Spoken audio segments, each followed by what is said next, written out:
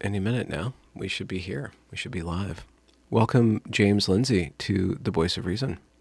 Are we live? It's been a I while. feel, has it? It's been a little while. Yeah, like 6 Week would be weeks. more often if I was ever home. Well, you're a busy, busy boy. That's true. What's the biggest battle of the past month you've been employing your troops? Battle? I don't know about battle. Front. I went to What's the Utah. That front? was fun. Utah was cool, but they've got kind of the biggest parents organizing thing happening of anywhere I've seen so far. So Utah's going to probably show some leadership in the fight, which is exciting. What's Utah like? What are the folk like there? Well, the folk are great, but I happened to fly apparently. So I went into the Salt Lake City area, which is apparently in some kind of valley or something. There are mountains all around that you can see with your eyes. They're large. And so when there's a high pressure system, apparently it holds down all the smog. And this is a Salt Lake City problem. And so my first experience, I'm flying in. I'm like, wow, look at this kind of gorgeous semi-desert mountainous landscape, the snow on the mountaintops. It's like everything's, and then all of a sudden it's like, why is the air brown? It's like, I can't really see the mountains when we landed. And it's like, wow, the air smells like Beijing. What's going on here? Oh, and it wow. really was. It was as close to being in Beijing as I've been since the last time I was in China. So it's very polluted. It's a very stinky place. Boo on that. Like car emissions, or do they have some sort of industry there, like all the Mormon underwear There's factories? some industry going on there. Definitely some industry going on. And so, it was okay though. Utah is really great. I like the people. The food was good. The vibe is awesome. I was really impressed. So it's like, as you might imagine, being, Mormon country, it is like the most family centric like place ever. So you have all this kind of cool, everything's decked out for Christmas. It's like all family centered, like every park has like Christmas crap and families running around already. And you're walking down the street and everybody's like walking past each other, randomly knows each other and they're, hey, how you doing? That kind of a vibe. So that was really awesome. I'm really stoked up. It turns out I was in Ogden, which is just north of Salt Lake, actually. And Ogden has all this cool history. So I had this whole like vision about like we should really be getting people to like get out on the ground and like go places and fall in love with America again. Because it was like I did a podcast. It came out today with the state senator there, John Johnson, and we did that in the Browning Company building, the Browning 50 caliber Browning. Oh, okay. Yeah, The Browning machine gun Browning. Yeah, so that's where that was invented. Like, so that's history. And then, a couple miles out of town, you got the Golden Spike where the railroads joined. Like, I didn't go up there. I didn't have time, but we would have. And, that's cool. And then you've got like the whole, LDS church. So you got the whole kind of pioneer LDS thing happening there. So there's a ton of cool history. There's this hotel. We like come out of the building where I did the podcast. There's this building off to my left, and a train station off to my right, like 2 blocks in each direction. The building off to my left is this huge hotel. Not like huge. I mean, it's a small town Utah, so not like huge, but 10 stories, maybe 9 stories. And apparently, if you kept going up that road, which is kind of like the main drag or one of the main drags down Ogden, you go up into the canyon. Al Capone had a place up there, and he stayed in that hotel. And at the bottom of the hotel was a bank, and apparently he robbed that bank. And what he had was a tunnel underground that had been dug, all these secret tunnels from the bank to 4 blocks down to the train station. And so he robs the bank, goes into the tunnel nobody knows about, jumps onto the train and is partway to Chicago before, so he gets away with it. And so it's like there's all this kind of like cool little history stuff going on there. Yeah. And like these guys, that I was with are kind of into that stuff. So they're telling me it's like it's on I-15 all the way up and down the I-15 corridor. There's all this cool like pioneer frontier history. I'm just kind of like geeked up, like, holy crap, America's cool. It's like, it's like, I'm not condoning Al Capone, obviously, but it's like that happened. I mean, that's cool. Like cool stuff happened all over the place. This was how the West was wilder and, how it's just and the Browning machine gun, they strapped those to British planes, changes the course of World War II, thus the history of the world. Because, they strapped them onto whatever it was that the British were flying on, their P-52 Mustangs or whatever. They strapped the Browning machine gun on those things. They shoot down, a gigantic chunk of the Luftwaffe. And all of a sudden, the war is going differently. Had Germany got that level of technology first, who knows what would have happened, And so that's Browning. And there's all these crazy stories about stuff that happened there, and this is just like some town in Utah. And then you start thinking, it's like that stuff's probably everywhere. America's cool. Like America's really cool. It is. We have a mentality of being pioneers and forgetting our history at the same time. We're always going to want to be on the bleeding edge. Yeah, like Washington, Oregon, like that's the tail end of that pioneer, adventure or whatever too. And then you could go up and down California and all of the, the prospectors and the settlers. There's some cool stuff that went down. And it's like I'm all geeked up about some serious Americana now as a result of that trip. So that's not exactly a battle. But on the other hand, I talked to this wonderful woman there who's organizing parents. Her name's Lisa Logan. And she put together some organizations, got like 25,000 parents already ready to fight back against what's going on in the schools, whether that's the critical race theory or the kind of grooming level comprehensive sex ed. And so it's like, wow, that level of energy. Every state I go to, I see all this different stuff, like Wisconsin has like this total kind of grassroots movement building up, and they've got this whole like kind of family spirit, like this is old Midwest feel. I love it. And Oklahoma's the most organized place. They're like creating networks of organizations that are Oklahoma's gonna be a massive leader. And then Utah's got this massive base of family parental energy, and they're doing stuff. And sooner or later, these people, maybe partly because it's something I'm doing, are going to start linking up. There's some good bases of really great. You're building the Capone tunnel of concerned parenthood. Yeah, and that whole tunnel thing is just like they were telling me that whole street we were on.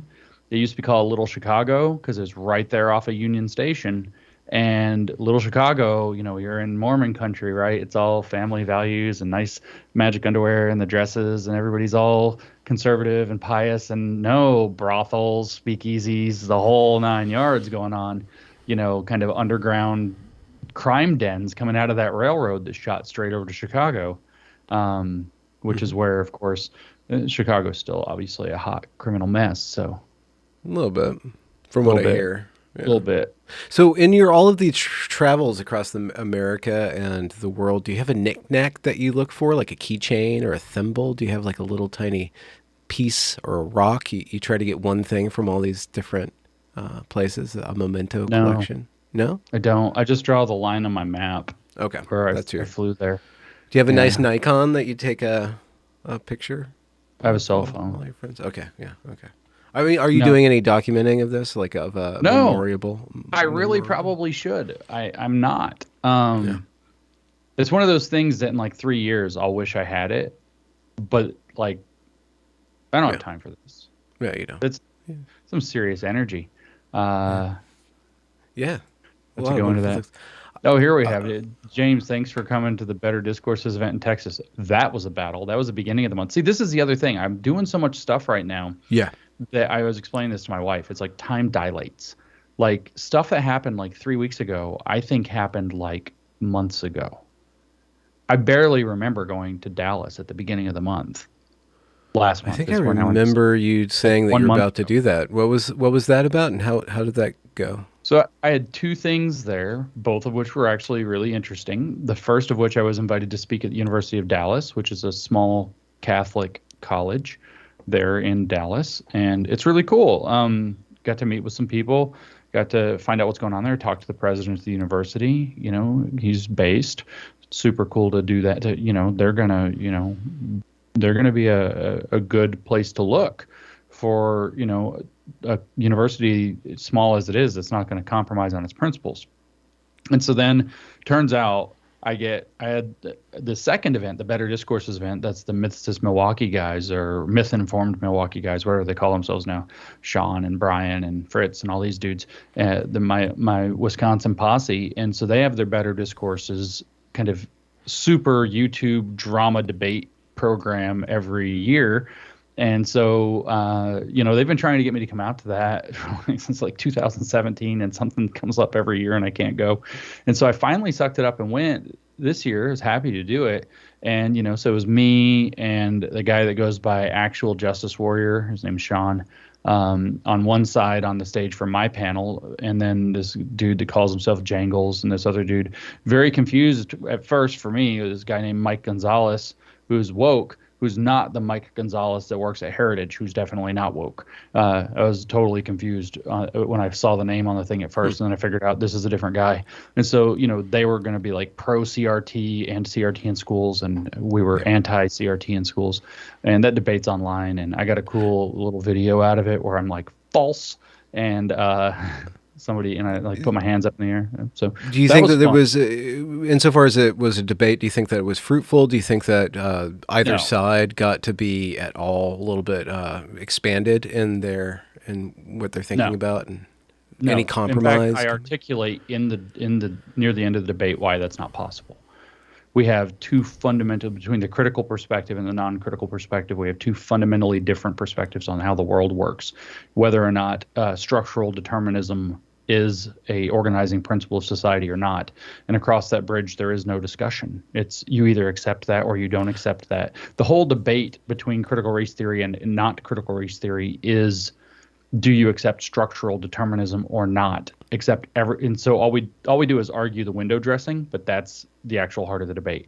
Do you believe that societal structures like systemic racism actually condition people's views and perspectives to the point where they have political commitments that are required of them as a result? Do you believe that or not? And as an individualist and therefore not a collectivist, I certainly do not believe that.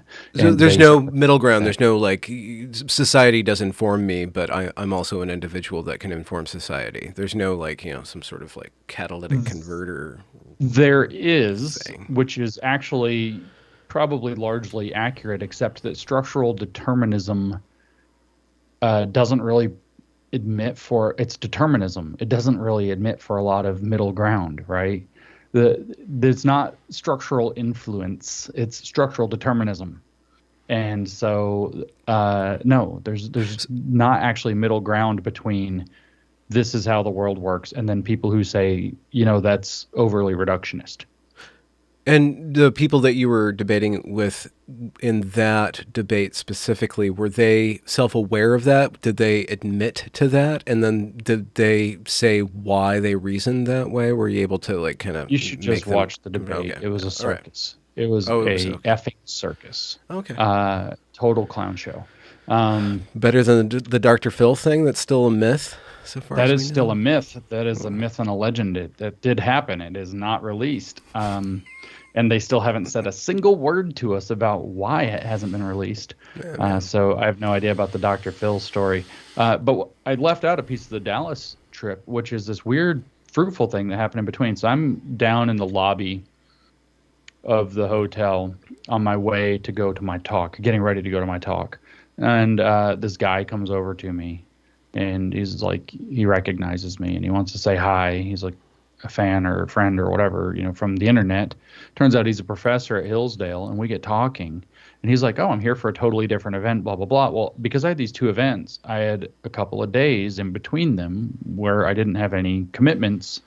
And, I was kind of open for some. He's like, you should just come to our conference, this the other conference. And I was like, okay. And so it's the Society for Thomas More Studies, which is like this super niche. Yeah, who's Thomas More? Thomas More is a theologian from a Catholic theologian from the early 16th century, late 15th century. He's most famous for having written Utopia, and he coined the term utopia, as far as I know. And so he wrote this satire about this kind of perfect collectivist world that is utopia, and utopia famously from the Greek means nowhere, which that's the satire, right? It doesn't actually exist anywhere. It doesn't work. Yep. And so they have this whole, society there that's in its 20th year of having a conference dedicated to studying the works of Thomas More, which is so niche. And so I end up getting invited. I end up going over to this thing. totally don't know. It's like I didn't even realize I knew who Thomas More was, but they had to tell me who he was before it clicked, right? It was like they're like, why, what brings you to this? I'm like, I don't know who Thomas More is. And then they're like, what? And I'm like, what? And then they're like, Utopia. And I'm like, uh-huh. First they tried to explain a bunch of other stuff, and it was like nothing. Then they said Utopia, and I'm like, oh, I know that. Okay. And so I get there, and I go to their fancy dinner, and I talk to all these people, and it's kind of cool. And then I listen to a talk, and I get this. Turns out this guy gives this talk about Thomas More's, what they're called, is Tower Letters. So at the end, Thomas More was imprisoned by Henry VIII in the Tower of London. And in the very end, they cut his head off. Or hanged him, one or the other. I think they cut his head off, but I didn't know they killed him at any English Catholic theologian. Yeah, that's spicy. Correct. Very spicy. More is with one O, M-O-R-E, and so he wrote these letters when he was imprisoned, and he's got this whole one of the big themes of Thomas More is suffering well. Right, this is what I gained from listening to this talk. Or one of the things I gained, and so why? Because he's talking about how you retain your cheerfulness in the face of total tyranny and imprisonment. Totally, turns out I guess he and Henry were actually friends on some level before he was imprisoned. And so he's trying to reach out to his friend, don't do this. And it doesn't matter because it's the whole beginning of the Anglican Church and that religious fight and the kingly pride and in the character of Henry the Eighth is kind of a famous tyrant.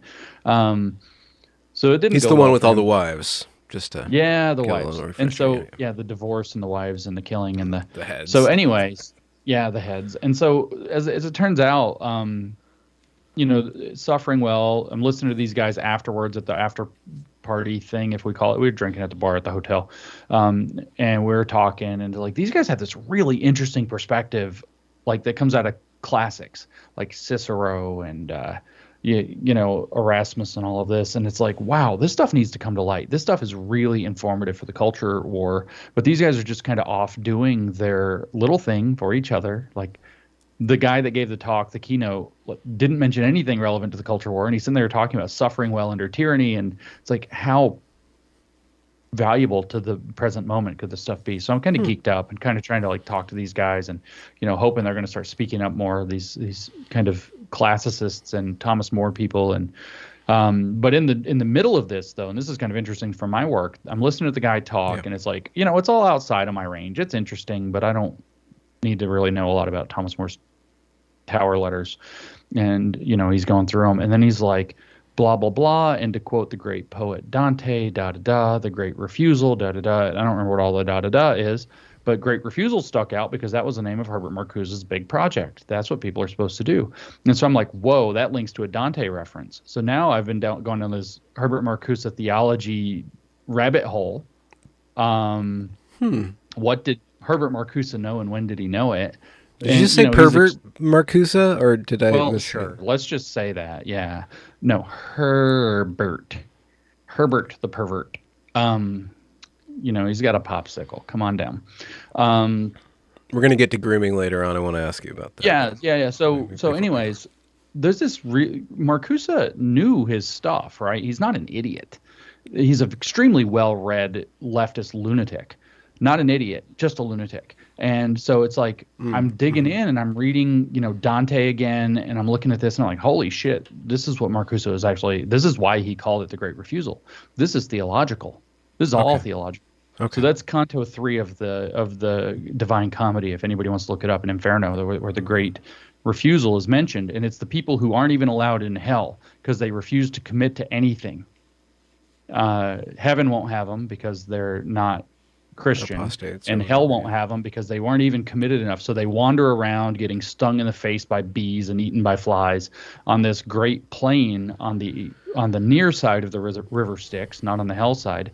This is the canto, by the way, that starts with the famous, abandon all hope, those who enter in, or whatever, ye who enter in, on the sign at the gate of hell. And these guys are cursed to wander around on the plain outside of hell, carrying a blank banner, a flag with nothing on it, because they committed to nothing.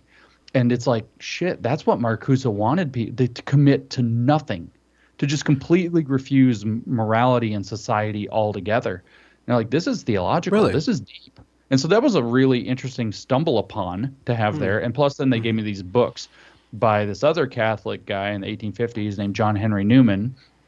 And I got the idea of the university and the grammar of assent. And I've read about half now of the idea of a university, which is like 500 something pages long of dense kind of theological education philosophy or whatever.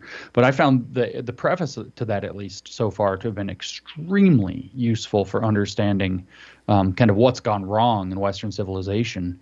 So it's been a very fortuitous November, now getting into December, none of which I thought was going to be the case. Well, you never know what you're going to stumble into. I want you to help me square this circle, though. If Marcuse wants these dedicated to nothing people, he wants an army dedicated to nothing, why is it the case that the so-called woke and his acolytes, a few generations removed, are always putting people into the bind of you're with us or you're against us? You're either anti-racist or you're racist. Why are they forcing everybody to commit?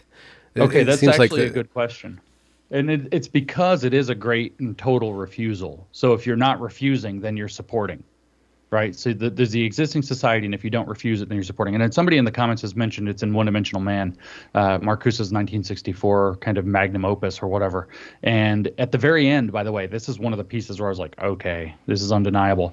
The very, very end of One Dimensional Man, and I don't have it right here in front of me. I could open it up, actually, and should just open it and read it. But he actually says that critical theory is the thing that's on the banner of the people who take the great refusal. And then the last words of One Dimensional Man are a quote from another critical theorist, Walter Benjamin, and he says it's something like, it's for those who lack all hope that hope is given us, or something like that. And it's like obviously an allusion back to abandon all hope, ye who enter in, which means you go into hell and you have no hope. But if you stay out of hell, then you still have hope that you can achieve the perfectly antinomian society that Marcuse is writing about. So he still wants to deny heaven. He doesn't want to participate in a heavenly world, correct. But he wants to deny hell also, and That's somehow correct. create this man zone, this purgatory that's completely controlled but not by purgatory some sort of either. Purgatory is still in the system, so it is a complete rejection of the whole system.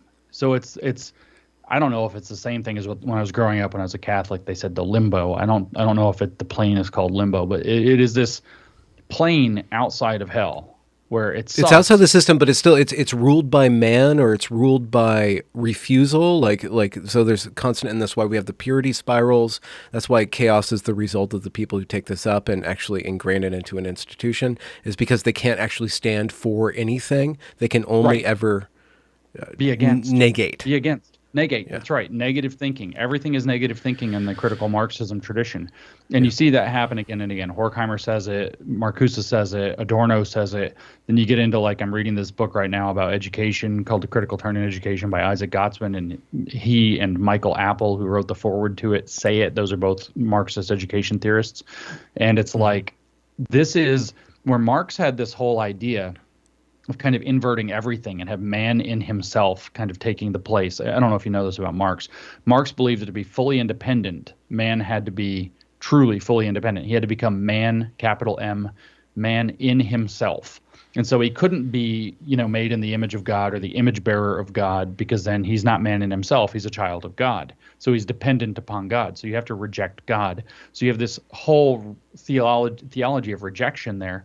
But he also can't even be a child of nature, and that's why you have the idea that socialist man is going to remake nature, and then Lenin turns it into Soviet man, which is the new Soviet man project to create a new kind of man. And of course, Marcuse in Essay on Liberation talks about this.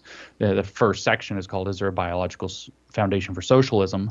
And he's talking about needing to change man at the biological level, by which he says not really biology, but like really psychology, and to make him completely dependent upon this new way of thinking about the world. But his new way of thinking is the great refusal, and the great refusal means we're not going to sign up for anything. So what it is if you read further, for example, in Essay on Liberation or in One Dimensional Man, you see where he talks about aesthetics all the time. But the aesthetic of the critical Marxist movement is the anti-aesthetic. I think we've talked about this in the past. What is the morality? If you look at Naima Lowe, who's a feature in my Evergreen documentary, like her entire aesthetic is the anti-aesthetic. She's purposefully ugly. Make it. In fact, it's not even just purposely ugly. It's like perverted. And I mean that not in the sexual sense. I mean that in the literal sense. It's how do you take the thing and make it a mockery of itself, right?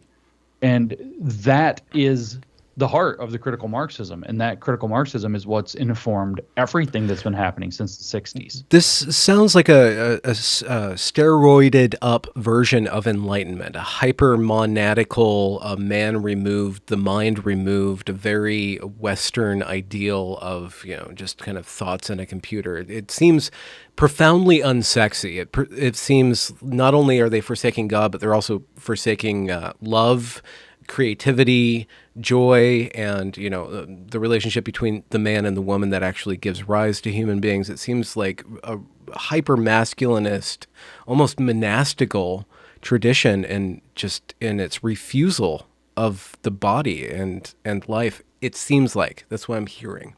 Sure, yeah, and so it's really interesting then because our favorite iron law of woke projection comes into the picture, because if you read Marcuse, he's claiming it's literally exactly the opposite, right? He's like, this is going to free the libido from the constraints of having to be sublimated into productive work.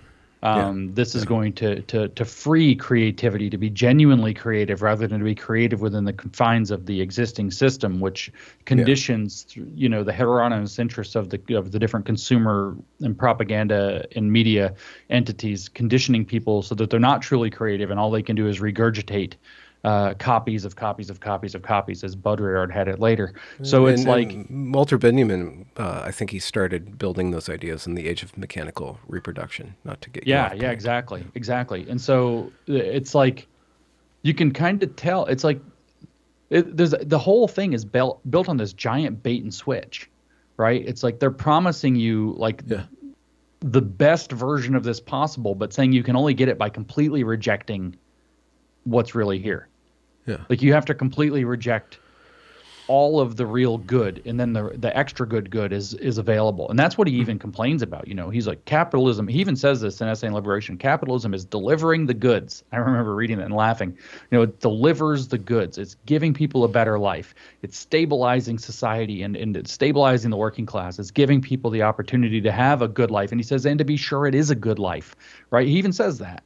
And he's like, but there's a better life. It's called communism, He doesn't say it's called communism. He doesn't ever really use that phrase. What does he use instead? Well, it depends on which book. Different verbiage then. He doesn't have, does he have like one word, like the Great Refusal, or is he always constantly having to change his language? He rarely he mentions the Great Refusal, but far more rarely than you would suspect. It only appears, I think, 8 or 9 times in One Dimensional Man. It only appears 2 or 3 times in Essay on Liberation. No, is he always like constantly pointing out his one idea or his one ideal, or is he always society. Liberated society? Okay, so liberation and the process of liberation is the theme, or a truly democratic society is another way that he phrases it.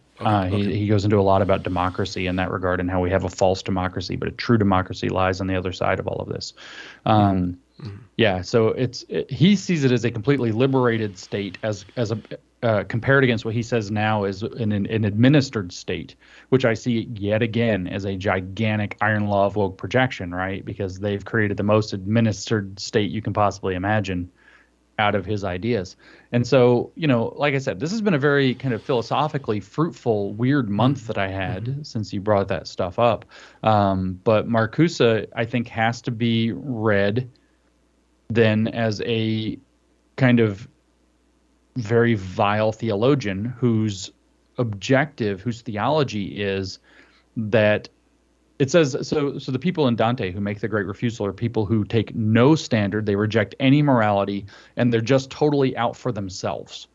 And so that all of a sudden you start to see this crazy focus back on the self, this sort of navel-gazing, narcissistic, your rules don't apply to me. Society's the rules blank can't flag, or the flag at the blank slate.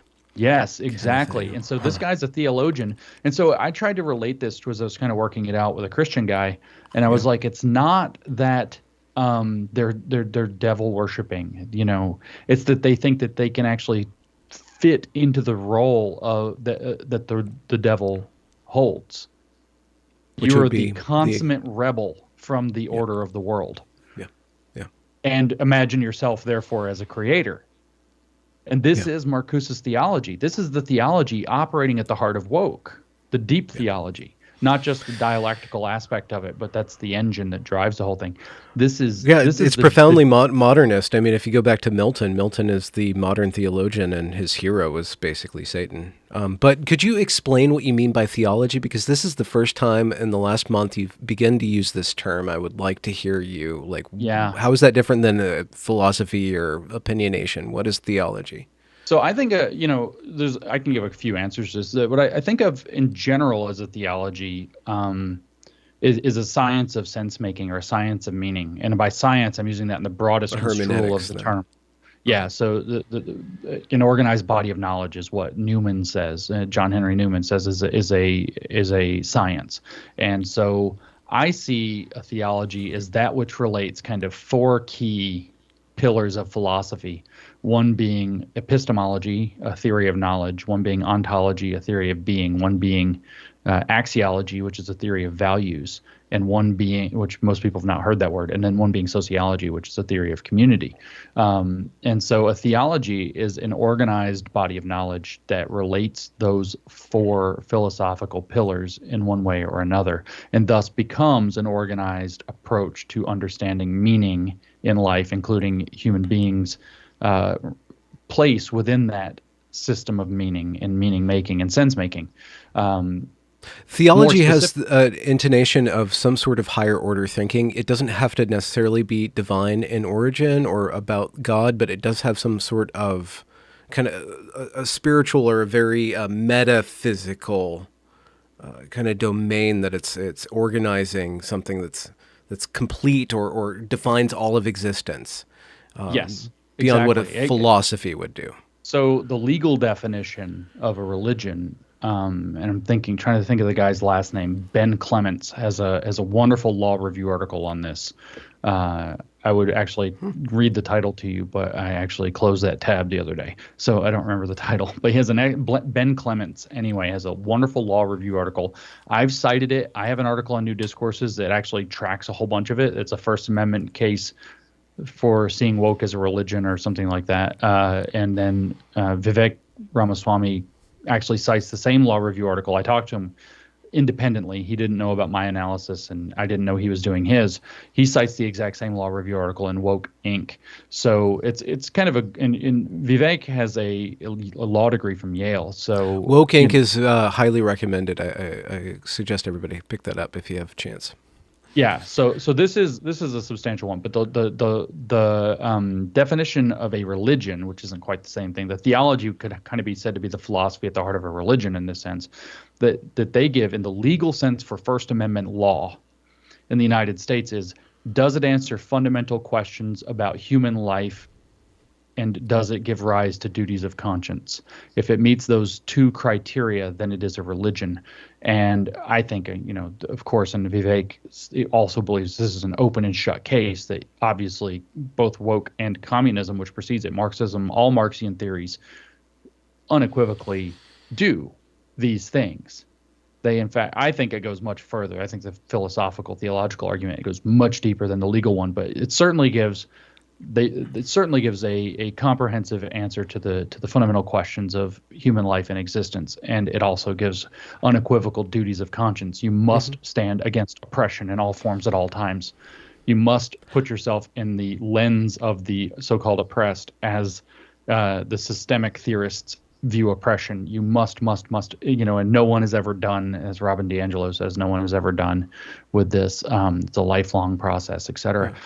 So I think it's unequivocal that it meets the First Amendment law jurisprudence definition of religion. And so then the theology being kind of the philosophical underpinnings of whatever it is that makes that happen. So what is the kind of systematic philosophy, and I use that phrasing very intentionally, that informs what are those answers to the fundamental questions of life and being, and why do they give rise to certain duties of conscience. That's, I think, what we could drive back and say that's what a theology is. And so what I see here is a gangrenous theology in critical Marxism that is extraordinarily poisonous, and that I don't know. I feel like I've had some major leveling up and understanding just how profoundly religious this is, and that the people who came up with this knew it was religious as they were coming up with it. Marcuse knew what he was doing. Can you fight this without a counter religion? Because if I'm going through this. Must. Yeah. I think, in fact, you don't need a counter religion. You need many counter religions. In dialogue with one another. Okay, in dialogue with one another. So some sort of beneficial alliance in the true of term. Theologies. Yes. Okay. A true tolerance across healthy religions that can squeeze out unhealthy religions. Okay. And is there a mediating principle? What is the mediating, I guess, protocol between these different religions?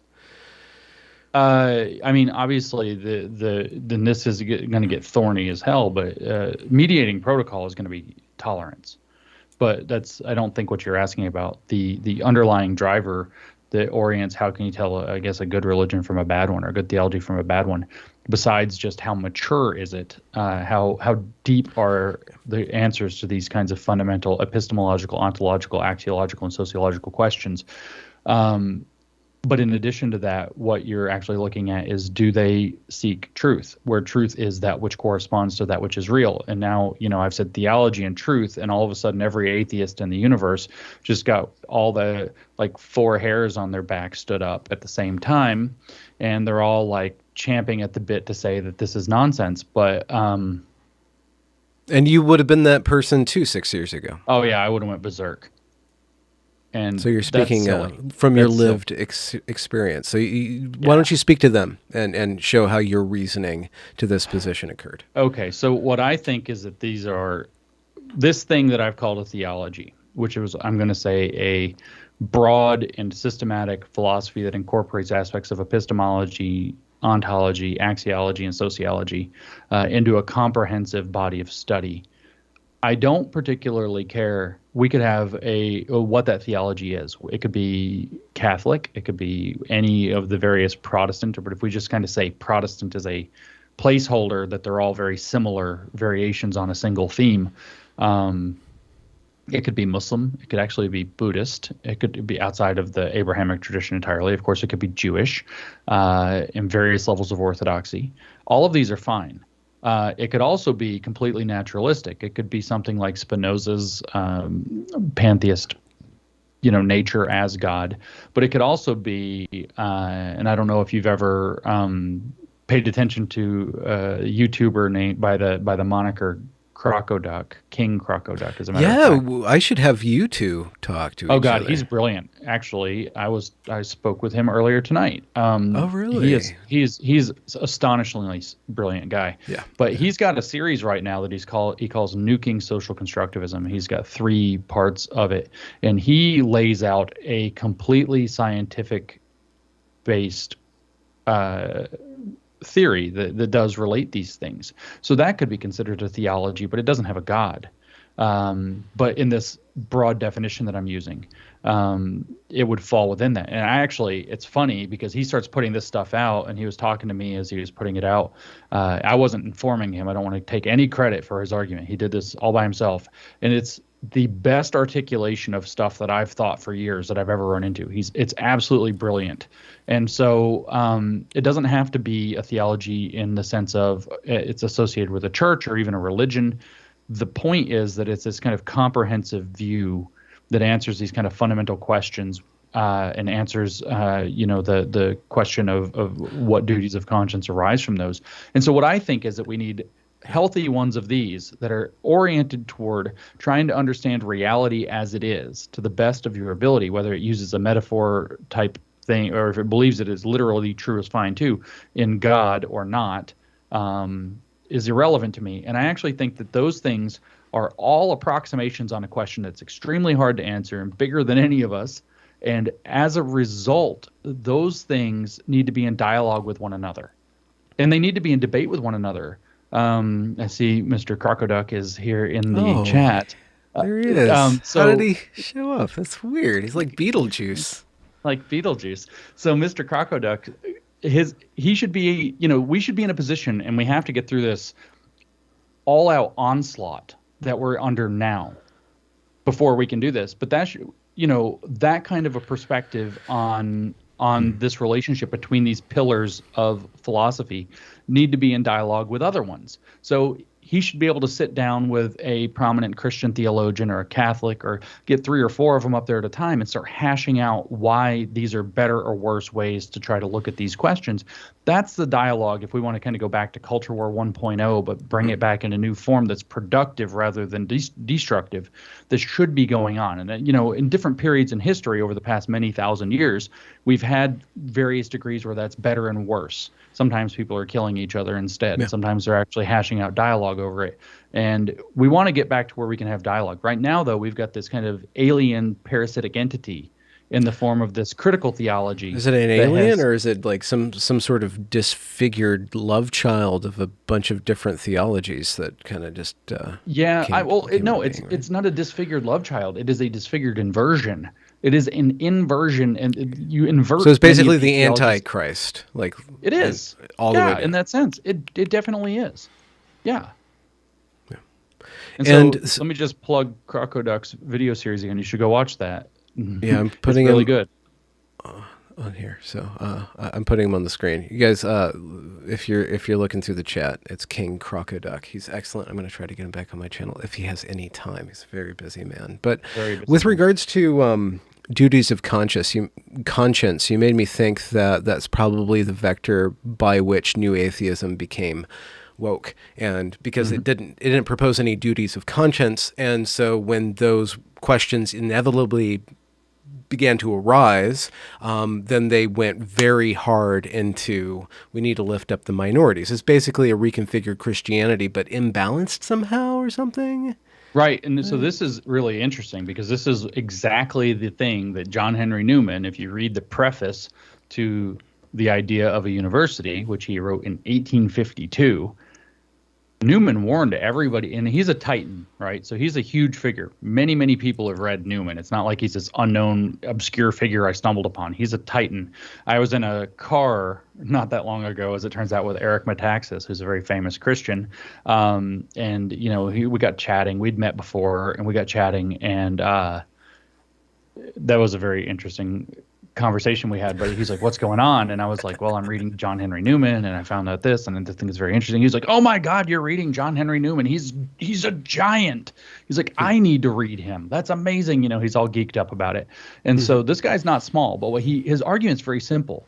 He says that, and this is something the New Atheists were really blind to, really, really blind to, that he says that a university, this is the essential argument of the idea of a university, is that it should be a place where all knowledge is taught. There you go, right? It's a school. It's not a research institution.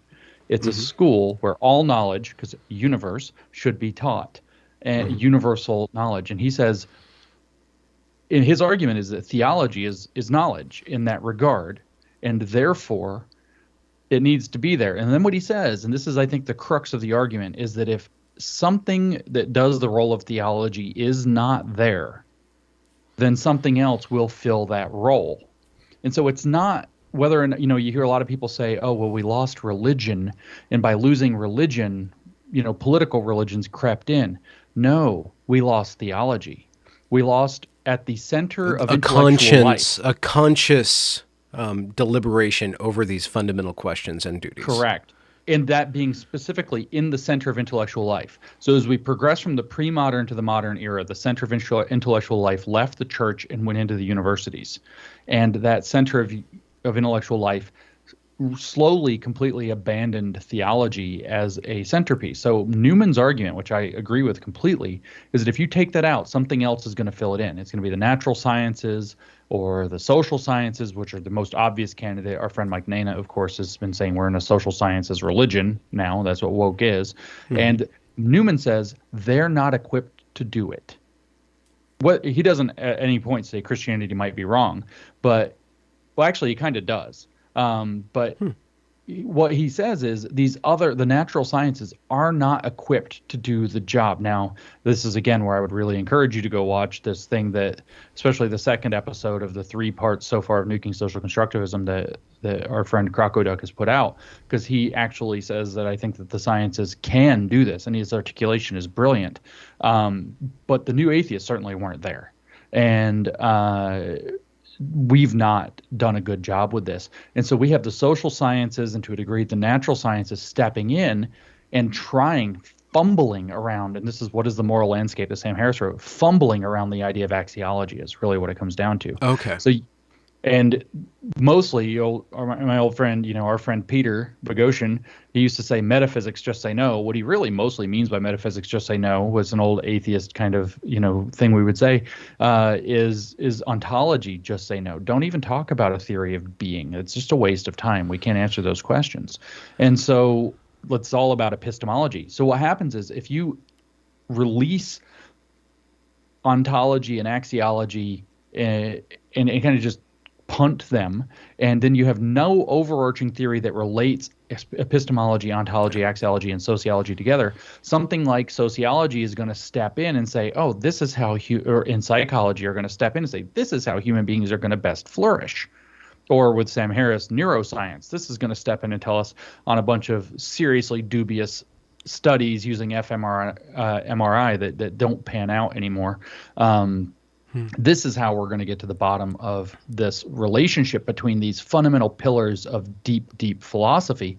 And I think Newman's right. And that's what I think what's happened is that this, like, kind of to draw off of Harry Potter, this like flayed, skinless baby-looking thing that Voldemort at the very end of number 7, where he's in the train station or whatever, kind of as an image, that fragment of soul, that thing, that's the critical theology has been able to kind of grow and fill the spot because it's so intolerant. It was able to push this weaker theology out of the way.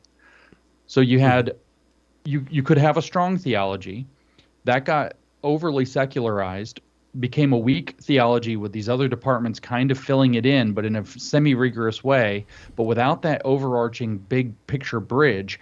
And then a parasite was able to latch onto the weak thing and then colonize it. That's the picture that I see has happened.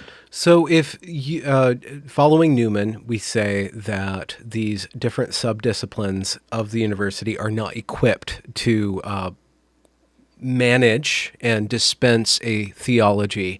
What are the skills, the skill set, and the methodologies of somebody who is equipped to do that work? Beyond my scope to answer that question, I don't know. I do know that people have given more and less convincing answers. I think that the major world religions do excellent jobs of approximating just through it's something 2,000 years old that has survived through generations and generations of people and wars and, various good popes and bad popes and whatever. Christianity is a 2,000-year-old religion, right? Islam is a 1,400-year-old religion. Something that's gone that long and held on that well, whereas many, many cults have arisen and been destroyed in the process and just haven't survived. Must approximate. This is a kind of very Brett Weinstein evolution argument, right? Pragmatic. Omega principle.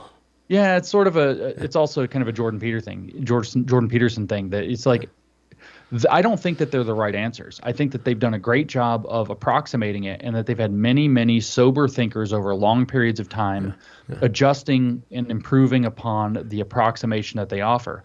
I find the nascent bid put out by Crocoduck much more compelling in terms of the what? Good articulation. Nascent bid, nascent as in just arising, new, coming out. Bid as in, we made a bid on things. I find it a much more compelling way to go about this. But what are the skills? We're talking things like, very vague things like discernment and perspicacity and, realizing how being able to see the interrelations between different fields.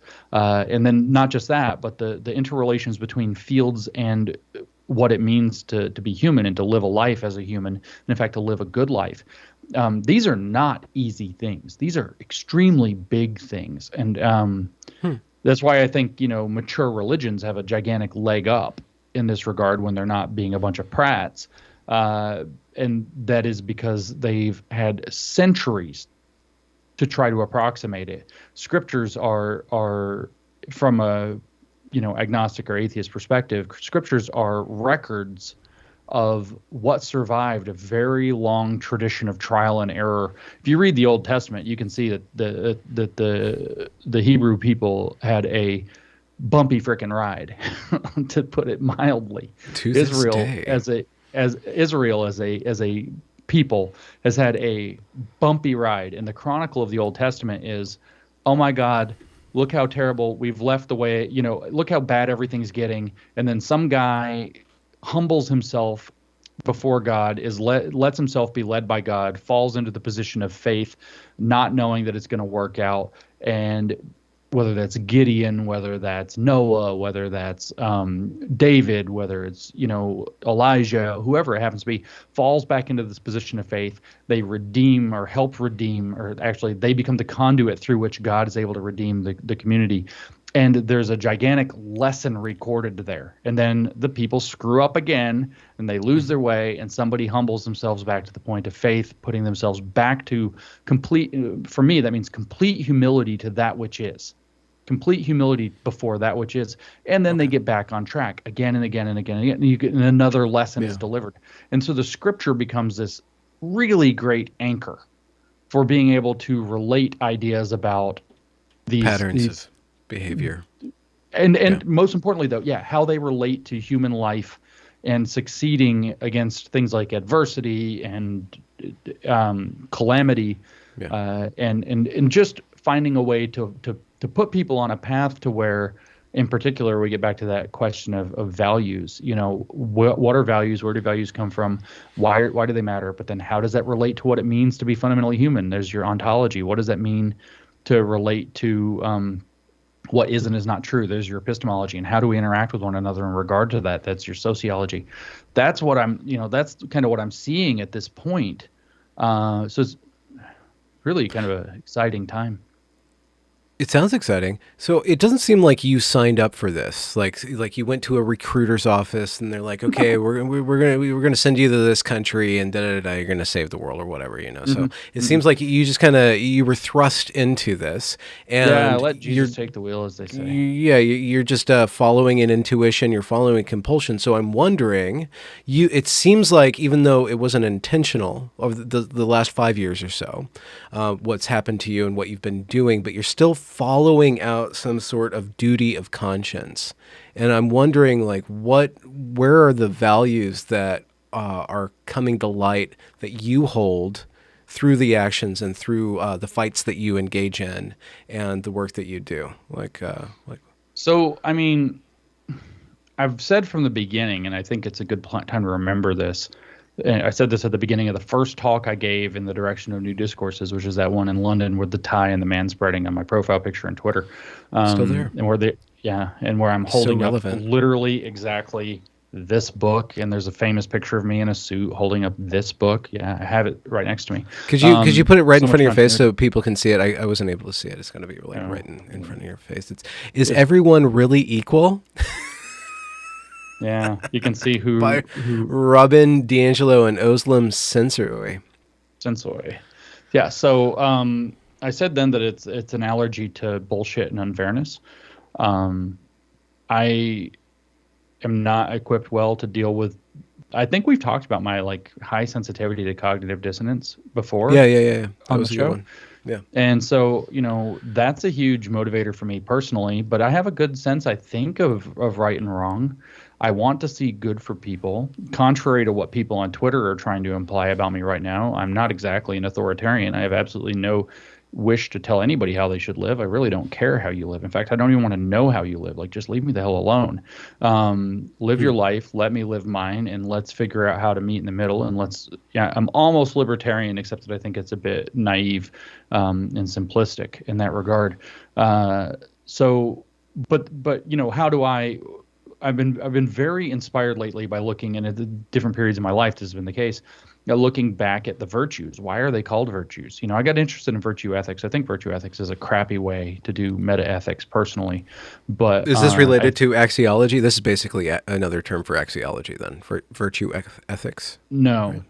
No. Okay, sorry. So axiology is a theory of values, like what are values and where do they come from?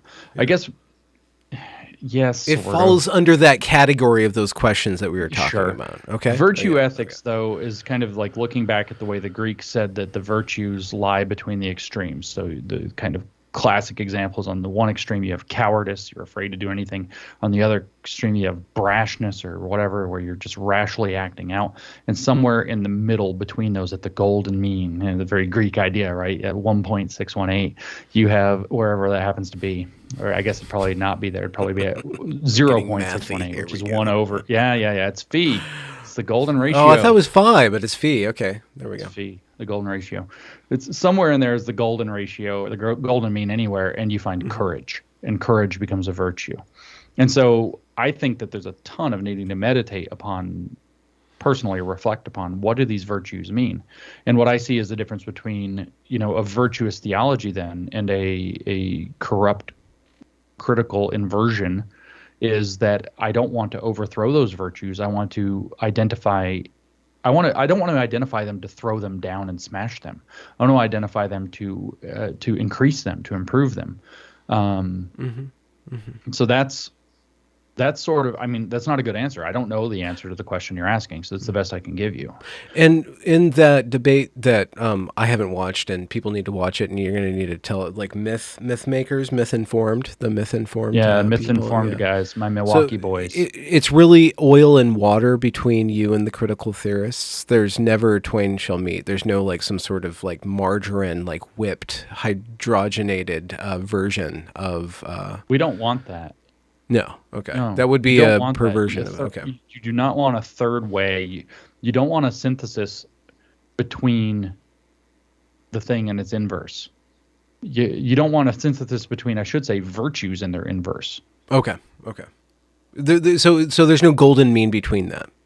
No. Between those two different... Okay. No, so it's literally like you're saying, how do you take a thing and a negative and put the negative in and get more out of it? You don't. You get worse. Well, you get good YouTube content if it's spicy. If it's spicy. I'm going to go back to a super chat. There's a super chat from Icy Brain, and it's a question for you, James. Why did this weird process of forcing together a seemingly incompatible combo of idealism, theology, and materialism hold together so well in people's minds without falling into complete dissonance? So in another way, how is it that critical theory can not melt people's brains with cognitive dissonance? It's got to be a novel mutation. No, this is a misunderstanding. It does melt people's brains, and it's meant to melt people's brains into dissonance so that they don't understand what's going on at all, so they want to refuse the entire system that's confused them. This is the whole critical game. Is the whole Marxist game before that is to create alienation from the existing system so that people want to overthrow it. Meanwhile, but I thought they were going to solve alienation. No, they're going to set themselves up as the newer aristocracy is what they're really going to do. They're using these things as tools.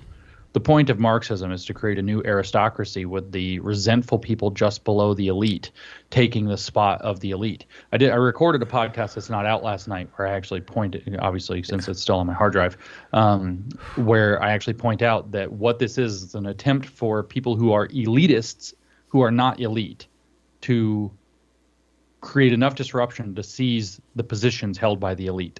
So you can imagine that the elite are people who earned their high positions. Well, I mean, it wouldn't have happened if we didn't stray from meritocracy and crony capitalism. I mean, our systems were rife with mediocrity before this took hold.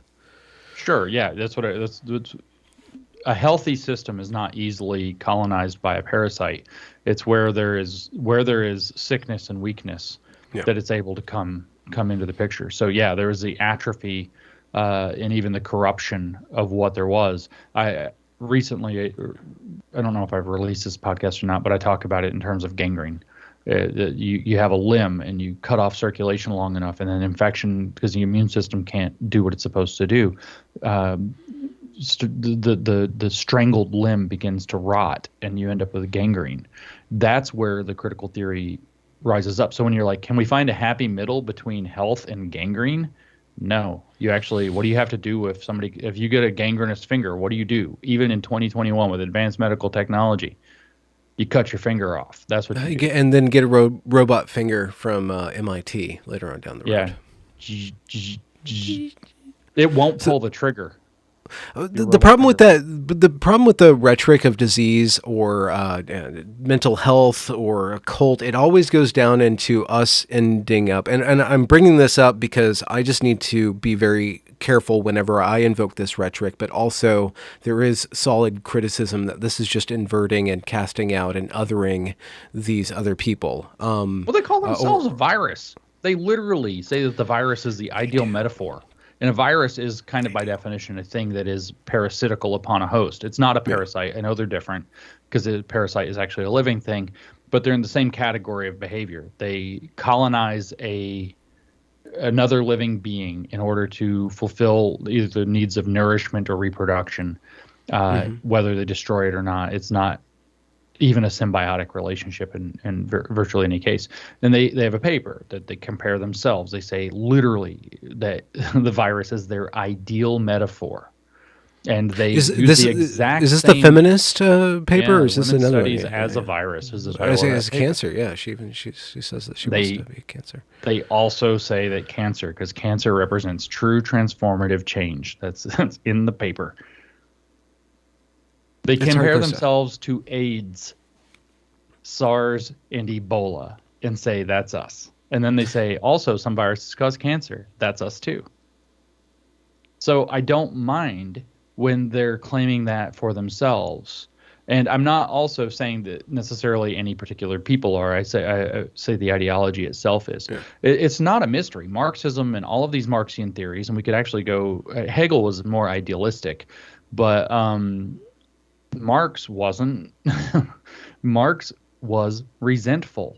Marx was a guy who was in the kind of the lower upper class strata because largely of his wife's family estate that he was siphoning off of. And he hated two things in the world more than anything: people richer than him and people poorer than him, because he couldn't stand the idea of becoming like the poors. That's a kind of a pathological dislike of the people you believe you're better than. And then he had a raging resentment of the people who were the movers and shakers of society. And so I do think that this particular ideology traffics almost wholly in resentment. And it is a resentful, again, it's elitists who are not elites, who covet being elite while being utterly horrified by the idea that they're going to have to mix it up with the dirty proles, who they are. Their whole identity, for whatever sad set of reasons, depends on them being able to set themselves apart from. They are people who are not at the top, who believe they should be at the top. Elitism without being elite, or elitism outside of the elite. And I think it is actually a pathology. And why does it catch on? Because it's really easy to get people who are in that position to resent the people who are more successful than them. You could, as I went through this myself, my lived experience, so it's true. Great. Undebatable. Excellent. I got a PhD. I was raised on the whole idea. You go to college, you get an advanced degree so you can get a good job, so you don't have to be one of those dirty proles. And so there's this fear that you're going to lose all of your status as an educated, more elite member of society if you end up having to go get a welding certificate and do some dirty job, micro, right? But at the same time, here I was with no life experience, no real job experience, very few actual hard knocks, and thinking I'm just smarter than smart and I'm better than all this, these other people. And I had this same problem. I went through this in my early 30s, this same problem. So I know this is a real thing. I feel lucky to have had the experiences I did that led me in the perspective I did to, I think, overcome this. But I don't think a lot of people do overcome it. And I think they get trapped in this position where a series of turns of good fortune or privilege have led them to be in positions that they haven't, in a sense, really earned them. They haven't worked their way up, I should say, from the bottom to get there. They had an easy, say, middle class or upper middle class existence. They went to school, they got the degree, they got the job, but they didn't build the company from the bottom up. But then they look at the people up above them and they say, oh, well, that's just the boss's son. He's an incompetent boob or whatever. Maybe the boss's son's actually good at his job. And they resent those people who worked their way up because they think that I thought I was fucking smarter than everybody and that I deserved success. Some people still think you think that, James, just to be completely honest on this one. They can blow me. I don't care. People think a lot of things about me. I know. My entire life is people thinking lies about me and putting them on social media, and then I swallow them all, and I take them inside of myself and turn them into perfectly timed memes that ruin their life, Claire Lemon. Oh, no. Here we go. A lot of people love you, James. That was my devil emoji. Resentment is a hell of it's a hell of a quagmire to get stuck in, and it is. It's very unhealthy. One thing I wanted to propose is that are there ways to engineer getting people out of that? But actually, it's got to be something higher than the person that lifts them out of that. It's got to be some sort of fate or just life circumstance or just having to learn the lesson. And like you were saying about the biblical prophets, saying I've gone out of the path and just returning to a state of grace in your phraseology about just humbling oneself before what is and then starting over from there. Yeah, it is. And it's also like another piece of this is, a lot of people plan stuff out. Like if you think you're planned out more than 2 steps ahead, you are drunk. Well, what are you talking about? China's doing a pretty good job. No, they're not. They got 50 years.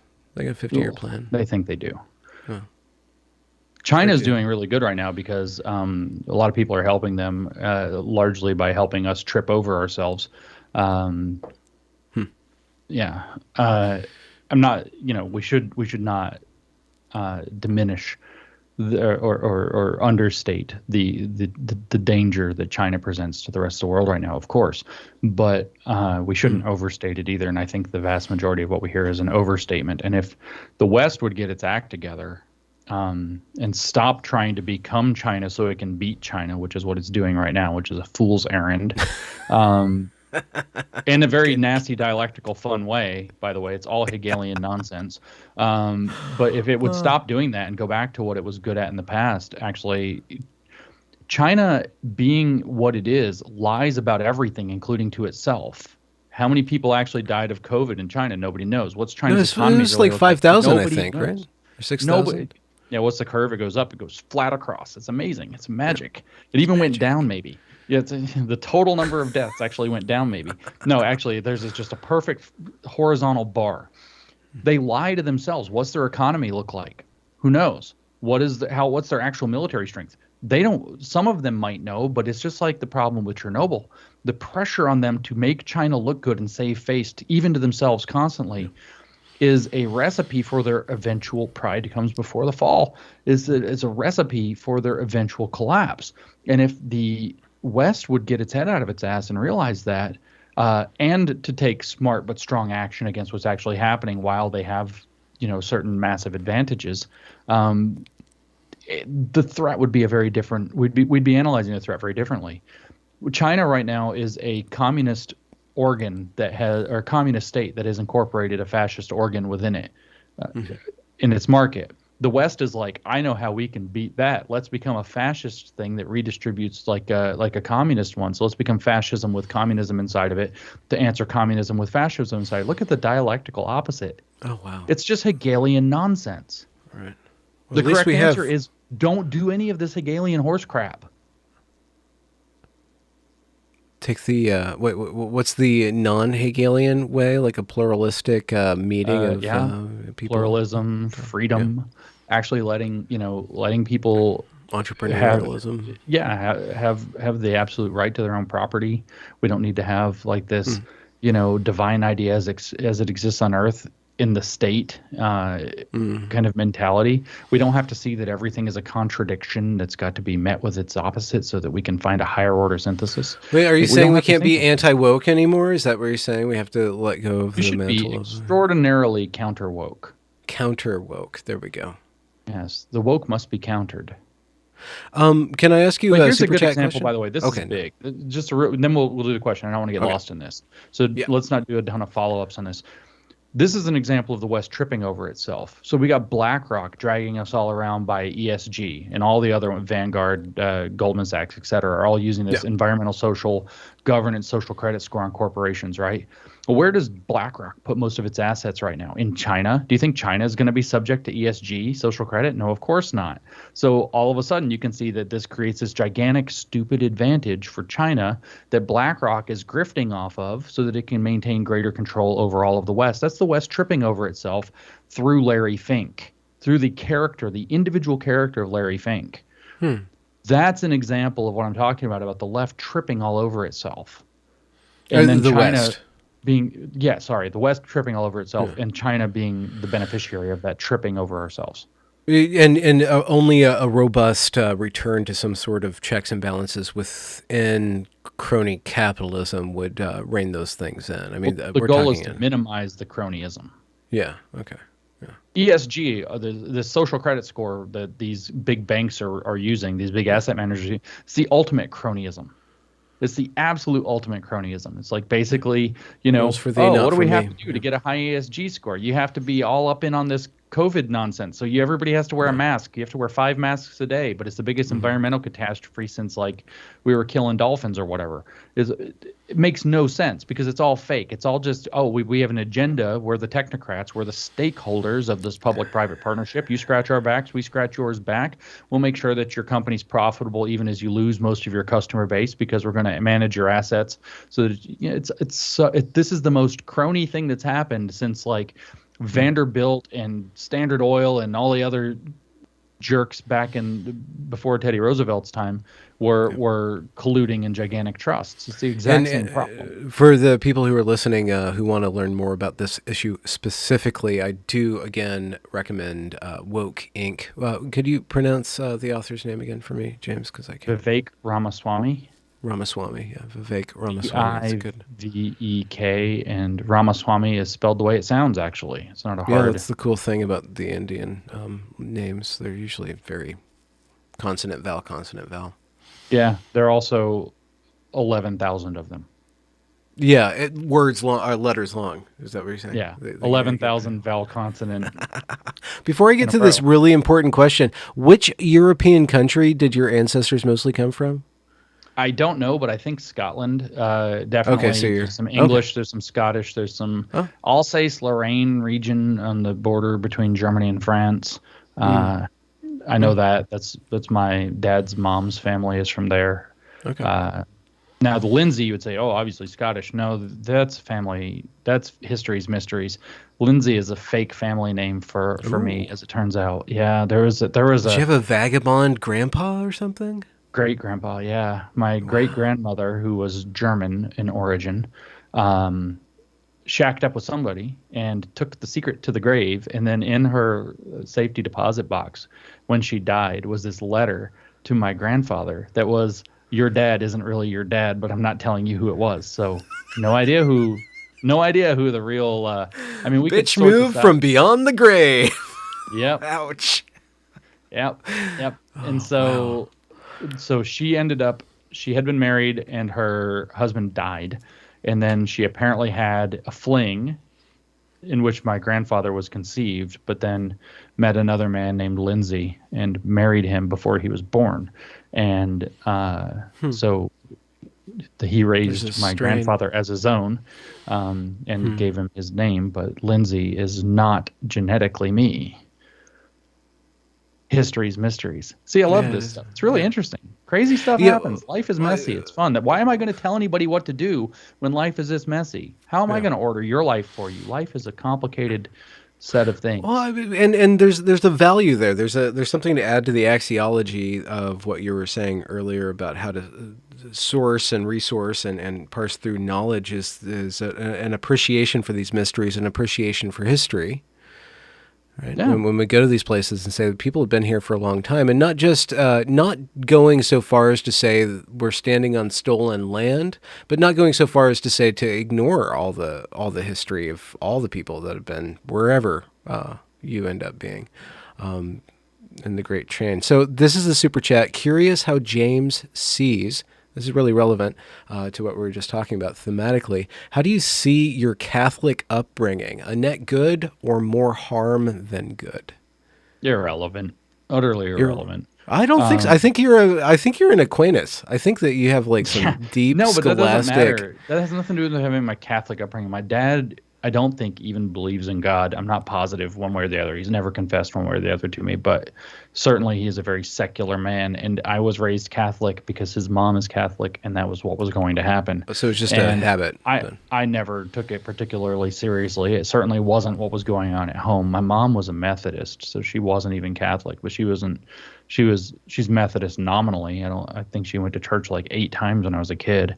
So religion wasn't actually significant. Religion is very much like The Simpsons, is that damn thing you had to go to on Sunday that busted up your Sunday morning between Sunday school and then Mass. So I was never really Catholic. I mean, I technically got confirmed. I've never actually got my name removed from the roll. So I was raised in a occasionally Catholic environment, but I was never like, it was never like any meaningful part of who I was.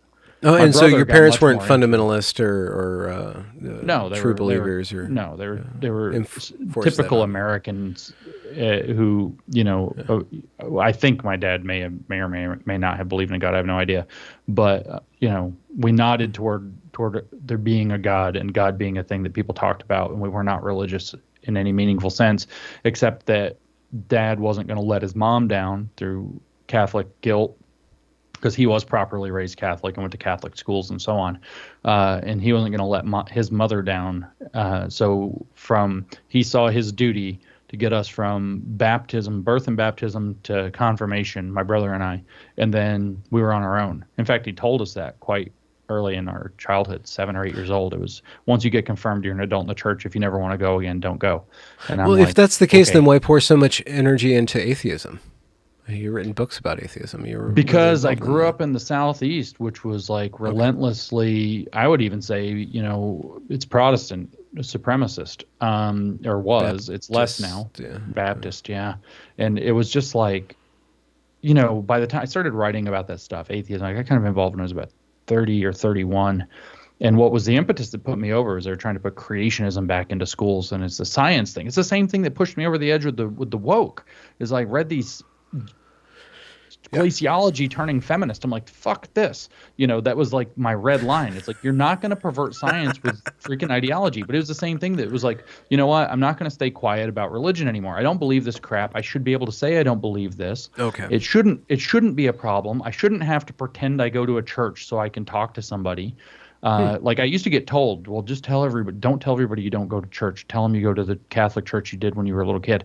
And that's what I had to do. And it's like, I got tired of being fake is what it boiled down to. And so I was early 30s. I had this like kind of pent up anger at the time, just to be very confessional about it, about the way that I was required to nod to this thing that I didn't actually find interesting or true or at the time respect at all, because it had pissed me off for so long.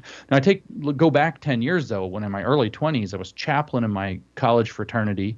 I helped lead Bible studies. I brought in people from different faiths to help lead those Bible studies.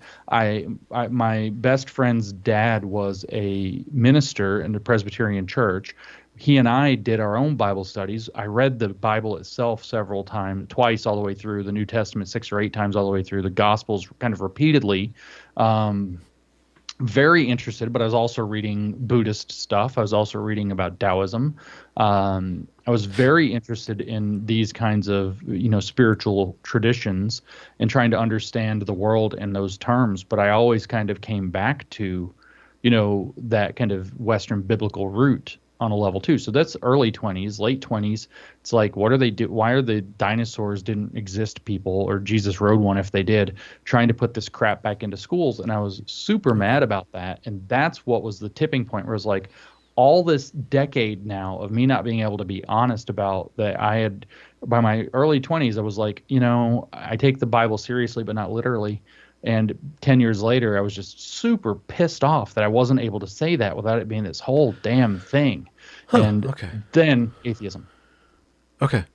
You said that happened during your early 30s. It seems like you had a lot of anger and resentment at the same time that you were involved in kind of trying to do social justice on the level. Damn right I did. That's why I look back at the new atheism movement. I'm like, that was critical religion studies, and I got sucked into it. And I know what draws somebody into a critical theory of something.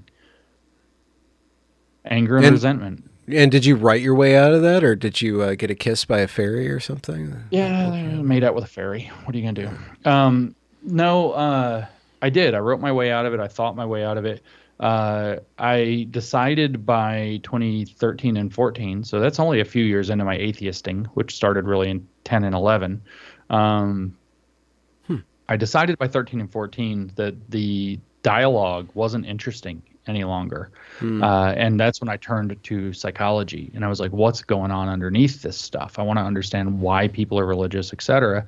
And I really wanted to get to the bottom of finding kind of a position to where I could have this kind of middle ground where I could talk to religious people and not just be frustrated that they were using religious language that it didn't make any sense to me. And it was like these people, my great insight, so young, kind of autistic guy, so compassionate of me, was these people really believe this and they're very serious about it. They must mean something very significant and probably true on some level. And so let's figure out what that is. Where are they coming from? What's it for? What's it doing? And then by the time I wrote through that, it culminated in that book, is Everyone is Wrong About God, or Everybody is Wrong About God, which I published at the end of 2015, kind of summarizing these thoughts. I was done with this whole atheism thing. I thought it was like, it was just a division where people aren't able to relate to one another. And then, of course, I started going after the woke stuff because I got involved in the grievance studies thing, and that was like this huge just diversion. I tell people now, it's like I jumped off a cliff. I didn't know where my life was going. I didn't know where I was going to land. And in the process of that, of course, I started to spend time with Christians primarily, of different walks, and I decided that my best approach to that, I had watched other people who had been involved in the new atheism movement meet people who are more inclined to faith or even faithful themselves, and it's like watching them have a spasm when somebody says something religious, and then all of a sudden communication breaks down and turns into this argument. And I was like, I don't want that. I'm willing to and if you read How to Have Impossible Conversations, you'll see that this is something that I contributed a lot to. That was, why don't you just adjust, listen, learn, try to hear what they're saying, try to get to the bottom of understanding what they're coming from. And instead of arguing, I just started listening a lot. And then I started to kind of cobble together this new appreciation for this kind of theology thing that we've just been talking about this whole time, slowly over time. In other words, I kind of humbled myself, got myself out of the way. I also, of course, was able to spend some time working out all the poison, 2010 through 13, all that frustration and anger. I used to call this, even when I was active in the atheism movement, I said every time somebody comes out of a movement, like a big ideological movement, and they realize that they've kind of, whether it's religion or whatever, been caught in something that they don't think is true anymore, that they have this phase I used to call throwing rocks at the cathedral. It's like you walk out of cathedral and you're pissed off that, you're done with it. So you're pissed off and you turn around and you pick up a rock and you throw it at the window. And some people get stuck in that and continue to throw rocks forever.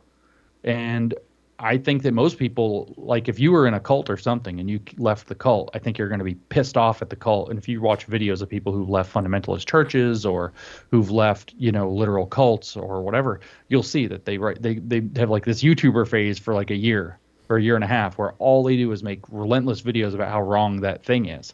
That's throwing rocks at the cathedral. And I did that. I had that phase, and then I grew out of that phase. And I think that was really important and good. But so, yeah, I think I did. I wrote my way out of it. And just to not everybody who's battling a cathedral is doing that. That's not the only motivation, but there's a psychological motivation. So I'm just wondering, is there a psychological motivation? You already said this, to the relentless onslaught against the woke. Bullshit and unfairness. This thing, though, I mean, it's like I said, I've told you, I know I've told this story many times. I think I've told you. Yeah. When we were doing the Grievance Studies affair, Mike and I had this phone call. And, what it was all about, what the paper specifically was the progressive stack paper, where we had written in to put white kids in chains and all this in the floor and don't answer their questions and talk over them and basically abuse them, never answer their emails, and invite them to listen and learn in silence, all this kind of saccharine language over just abuse. And so we were doing this and we submit it, and I remember it was when we got the reviewers' comments back. And they were like, this is all great, except you've centered compassion and you need to center discomfort. Overcoming privilege should be uncomfortable. I remember having the conversation with Mike, and I've gotten so much trouble on Twitter for saying this phrase, and I know we've talked about it, seed of a genocide. That was Mike. Mike was like, I'm not that creative. He was like, this is the seed of a genocide. I was like, this is the unraveling of Western civilization. So the thing with woke, and this is a fight I'm in on Twitter right now, the thing with woke is it is actually legitimately a totalitarian movement that's got major traction.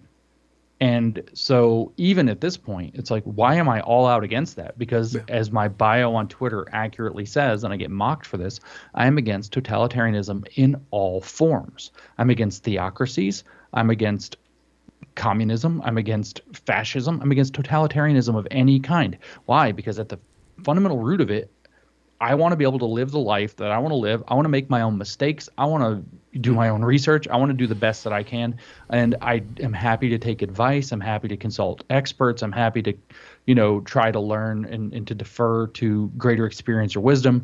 But at the end of the day, I want to be able to make my own decision. I want to be a free, independent adult in my life.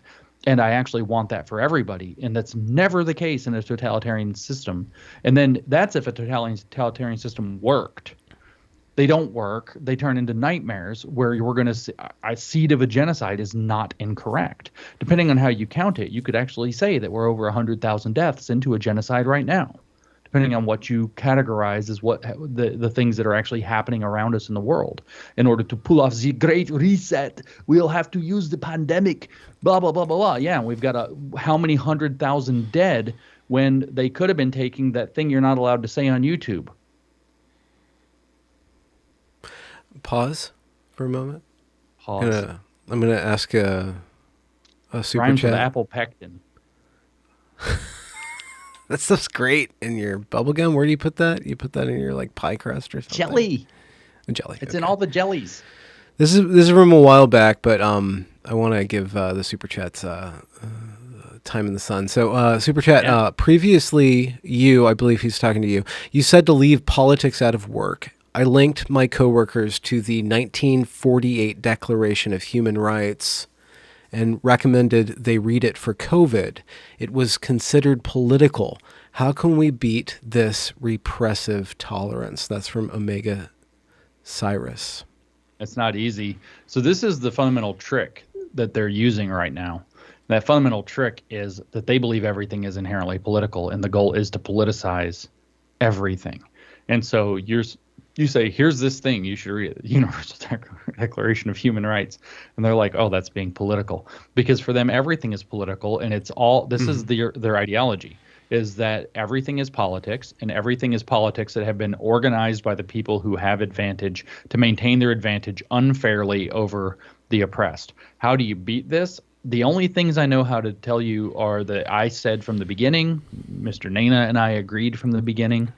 I just ran into, like I said, this woman's named Lisa Logan in Utah, and we were talking, and she said the same thing that she had independently cooked up, which was that you have to expose it, you have to explain what's going on. So in the language of how to have impossible conversations, when you have an impossible conversational dynamic, all of the advice in the negotiations and dialogue and mediation literature is the same.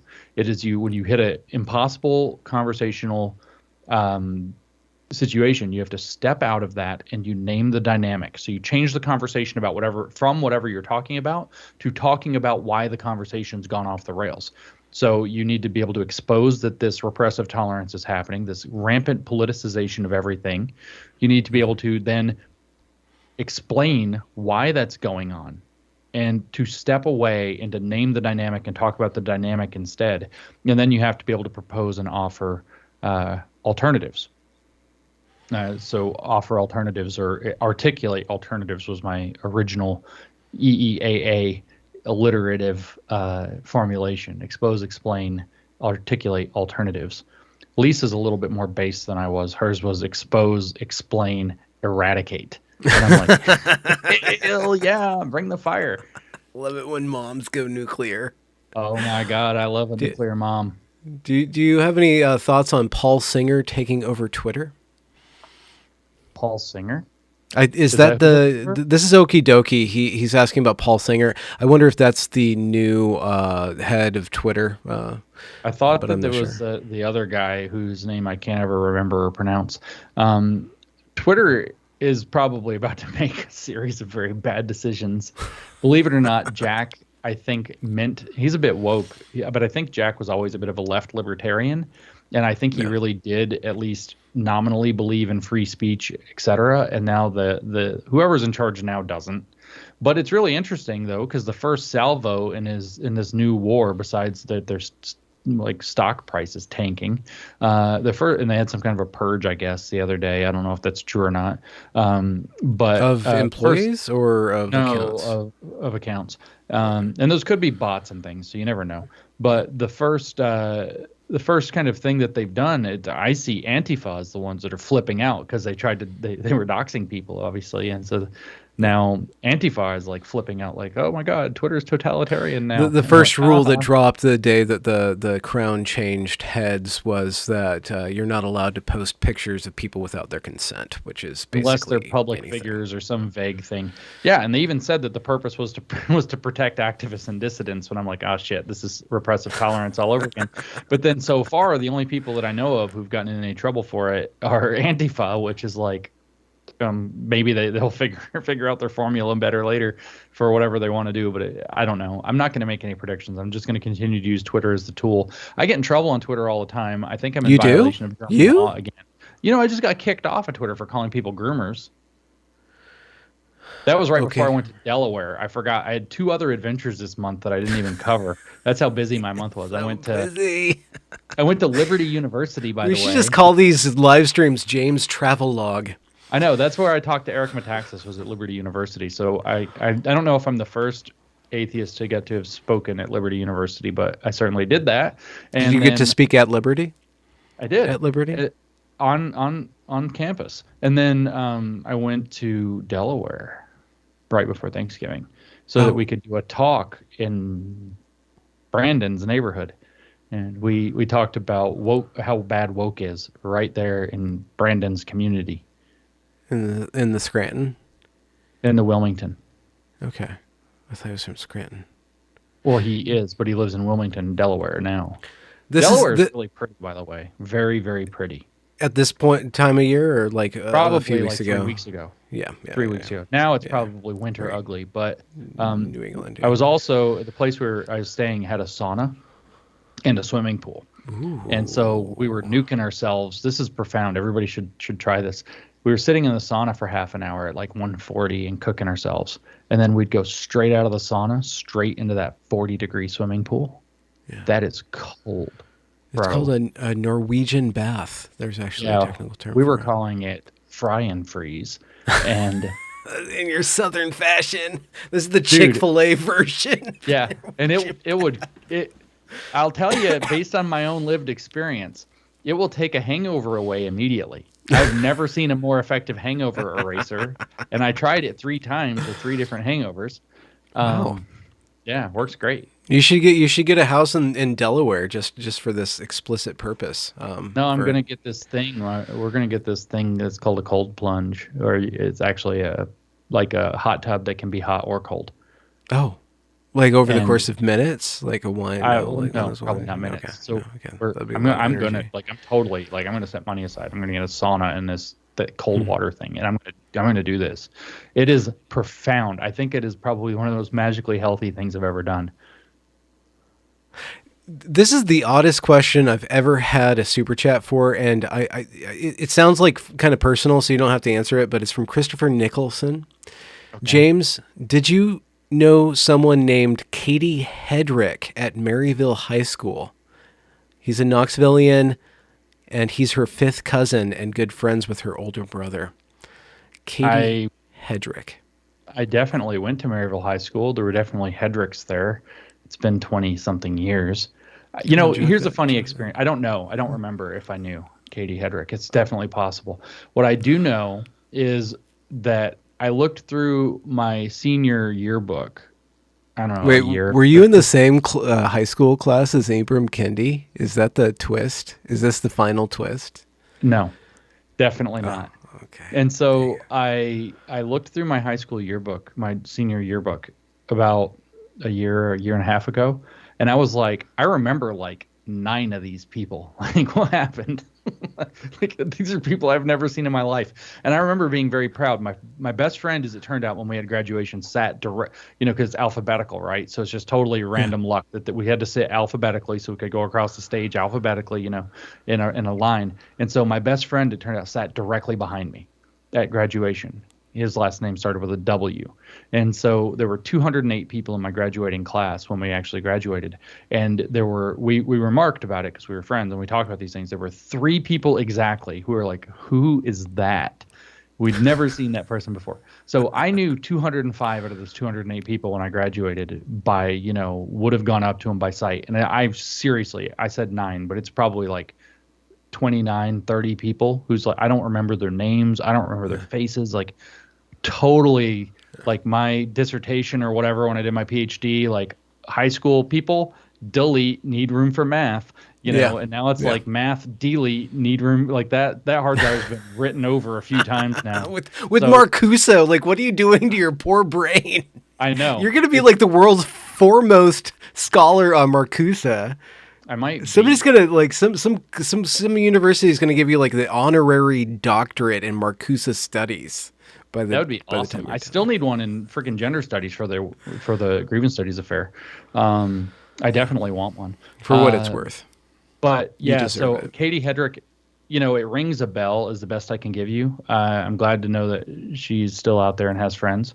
That's good. Are there any? We could try to have a reunion, but I'm not going to go to a high school reunion. I'm not that interested in that. Yeah. What was is there anything that sticks out about your high school experience that you go back to and you're like, it was just something that you can't forget about high school? Is there something? I mean, there are instances that I remember, but a lot of them have to do with me being a little bastard. Oh, really? I mean, were you a prankster, or were you like snapping girls' bras, or pushing the math teacher down the stairs, or no, flushing freshmen''s heads in the toilet, or? No, I wasn't that cool. Yeah, it's like I was, we had like our little gang of little, we were all like little snot-nosed shitty brats or whatever. And, we had the people that bullied us, and then we had the people we kind of bullied. Yeah, and it was like, but we were like their friends. Like I would go over and spend the night at their house and hang out, but it was like, we're kind of like mutually bullying each other. And there was definitely like the top side of the group and the bottom side of the group, and the bottom side of the group was getting, we're all friends, but the bottom side of the group was like, seriously, like it was probably wrong. And it turns out, well, there's an incident, but it just stands out in my memory. There's this one kid, I won't name him. His first name was Bill, but we were sitting there and we were kind of harassing Bill in the English class. This was in 9th grade, and he was sitting all the way in the back by like that bookcase that was often full of like dictionaries or encyclopedias or something. The whole classroom set of dictionaries back in the day when you didn't have a phone, so you were a computer, so you actually had to use a book. And I don't remember. We were kind of like picking on him a little bit, and he was picking on us back and whatever. And I don't remember what happened, but somehow, like, I don't know if he threw his head back like in frustration or his back or whatever, but somehow he hit that bookcase and broke it, and all the dictionaries fell off onto him at the same time. And the teacher was a guy in our English class in ninth grade, and he yelled at the kid, and he was like, I don't even know what this means to this day, but I remember the scene like I'm still there. And he's like, Bill, you're a fractured idiot. And I have no idea what a fractured idiot is, but it's the funniest thing. And so that stands out. There was the guy that beat me up until I would do his Spanish homework, and somehow I had like a bully intervention with him. And I was is this in high school you were doing this? Yeah, this is my sophomore year. Oh, wow. Oh, sophomore. Okay, so. It was a big redheaded guy, so these damn gingers don't have souls. And so I don't remember what the deal was with him, but somehow I had some kind of intervention. It was basically like, look, I'll help you actually learn Spanish if you stop like making me do your homework for you, and then you just be able to do it. And somehow he thought that was like really cool. And then like we actually kind of became buddies after that. Like that kind of stands out.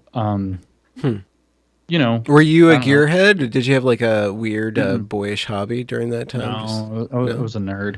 I started doing karate when I was in high school. So I started to run with a lot of the karate kids at the high school.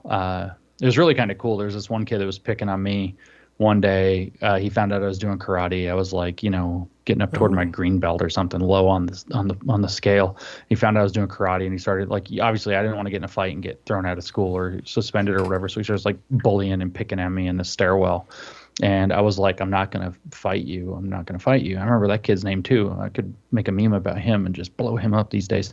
But anyway, one of the other guys. Look him up, see if he's woke or if he's on your side. He might even be one of your supporters. Well, one of the other guys who was a black belt at the karate school, and also who was, a bit less concerned about what the school said or did about him or to him, beat the living shit out of him after school for picking on me one day.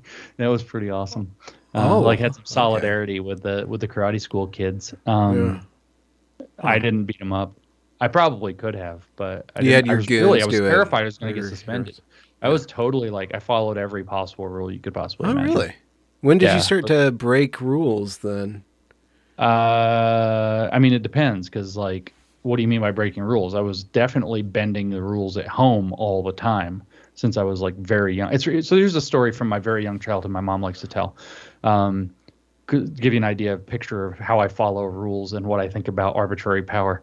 And I've grown out of this, but at the time, because largely it's been through my experiences over the last 5 years where I finally started just like throwing this stuff off. But my natural inclination, my grain, if you will, when I was a child at one point, my mom put me in a chair and like time out or something. It was like 20 minutes, right? And I sat there in the chair and told her that there was nothing requiring me to sit there. I didn't have to sit there, but I didn't move my butt 1 inch off of that seat. And I just told her, I don't have to. I don't have to. Here's why. These are my rights, blah, blah, blah, blah, blah, like articulating all of this. But I didn't violate the rule anyway. And so I was very much like that. And then finally, I just got so sick of feeling like I have a chain around my neck that I was just like, yeah, let's just break some rules, like break the arbitrary rules. I read, actually, I still think it's the most important thing. One of the most important things, I don't know, there are many most important things, but one of the most important things I've ever read is that wisdom is knowing when to break the rules. Yeah. It requires a tremendous amount of discernment. When are the rules arbitrary? When do they not matter? When can you bend or break them? When can you do something different? And that was... I don't obey stop signs if there's nobody around. Yeah, when I was like 9 or 10, I broke my dad. We were driving down the road, and my dad was driving down the road. And I said, if everybody on Earth vanished except us, would you drive in the middle of the road or would you stay in your lane? And would you speed? And he's told me he would still follow all the traffic laws. And I said, why? And we had this whole thing. Like, and I think my dad had like a philosophical meltdown. Like I broke him at like 9 or 10 years old. But if there was literally nobody else, so I was recognizing in a sense that the traffic laws are a social convention with a good purpose. Just like gender, yeah. Yeah, doing traffic. That's my next academic paper. Doing traffic. Well, doing gender was. Is this like do it in the middle of the road? This is your George Harrison or is that Ringo Starr? Kind of might be. Richie W wants to say that you're a joy on Twitter. So That's true. for every hater, you have like 10 lovers of your Twitter fiascos. That's But we promised your wife that this wouldn't go for 3 hours. So Yeah. is there anything that you can plug that you're coming up to that you're okay with people knowing in advance so they can actually go and see you in person, or do they have to just be aware? Well, I mean, it's been kind of announced. So there is that America Fest thing with Turning Point in Phoenix. That's my last trip this year. So that's like the 18th to the 21st or something along those lines. I'm speaking at that with Charlie Kirk and the top guy of Breitbart. So we're going to do a panel together. It'll be fun. Are we allowed to say the top guy at Breitbart's name? If I can remember it. I think it's Andrew but it's Marlowe. His last name is Marlowe. I met him. I did his show actually when I was at the last Turning Point event in July, but I meet thousands and thousands and thousands of people. And so this is very embarrassing now because I'm trying to remember the guy's name on the spot and I'm tired and I don't. But anyway, he's a great guy. We had a great conversation and I'm really looking forward to it. And I will know his name for sure. Usually I don't remember people's names anymore until I've met them like 3 or 4 times though, because I just meet too damn many people. So I have that I can tell you that people want to go there. That's where I'll be. Phoenix. And I can plug the book that I have finished now. I might tweak it just a little bit more. This one little insight I ran into in another book I was reading, Race Marxism, and I've just got to get it typeset. So once it's typeset, then did you figure out a clever name for that book? What's it called? Race Marxism. Race Marxism. That is a really bad name. I'm sorry, James. You're a brilliant man, but that is Alex terrible. Marlowe. That's right. Thank you, Miles. Alex Marlowe. He's a great guy. I can picture him. I just couldn't remember his freaking first name. No, I mean that's his. Say it again. Race what? I can't even remember it. Marxism. Race Marxism. It's like identity Marxism, but with race. Okay. Not that hard. It's the right title, but I've got to come up with sexy though. That's got to be like the subtitle. No, it's subtitle. Race Marxism. No. Yeah. Whatever. You're the writer. Yeah. I'm just saying it's not sexy. It's coming anyway. So we can plug that. I do have other things going on, but I won't talk about those yet. They are TBA. And I'm very excited. One more super chat. Jonathan Rausch, whose book you plug, the Kindly Inquisitors. Yeah, I have that. His follow-up book is so succumbing to TDS that he wants to give our rights over to Facebook. He literally goes on a screed about how Facebook knows better than us on what we should share. So anyways, but this is the question. A few months ago in conversation with Jonathan Haidt, Jonathan Rausch said that all knowledge-producing systems are fundamentally political, including liberal science. Thoughts? And that goes back to everything's ideology. That's the critical theory thing. It's like, well, it's all ideology. It's all ideology. It's all ideology. I mean, I hate to be this way, but it depends on what you mean by political. You are correct. I mean, you've already given the best summary. It goes back to believing that everything is infused with ideology. There's productive ideologies and destructive ideologies. I don't think it's actually. I mean, it depends on what you mean by political. Does it have political ramifications? Does it come from a political process? I think that in general, and we talked about this before, and then I did a podcast about it after I talked to you about it on New Discourses. I think in general that what people are thinking of when they're talking about political, there's this confusion here, is that it really refers to a kind of a concentration of power. And what I see is that we're moving into a decentralization of knowledge generation right now. And if you want to call that political, it's just tedious. Because what we're actually doing is, proper knowledge generation should move away from political. But when people are saying that knowledge or whatever knowledge producing is political, what they really tend to mean is that there's an agenda. Yeah. Like I'm advancing my politics over your politics. I think this is the same thing where Helen and we even talked about it in Cynical Theories, where we say that the postmodernists were incorrect in saying that that liberalism constitutes as a broad philosophy constitutes a form of politics. It is in fact it is a conflict resolution strategy. And you know where I got that? Jonathan Rauch. In the first part of Kindly Inquisitors, is that liberalism is ultimately a conflict resolution strategy. So conflict between what? Different political entities as one possible answer to that question. So it is a conflict resolution strategy. And in that sense, liberalism is not a politic. It is a metapolitical position. And that's why I keep saying we're not having a political fight right now. We're having a metapolitical fight. Yeah, but it still goes back to what you were saying about Newman and the theology of this. I think that if you don't have liberalism corrodes a positive theology because it allows for it tries to seek resolution in everything when sometimes there just needs to be axiomatic. Liberalism does not seek resolution. It is a method of resolving conflicts. So what it does is it allows people with very different opinions to be in the same space without killing one another. That's not canceling. Politics.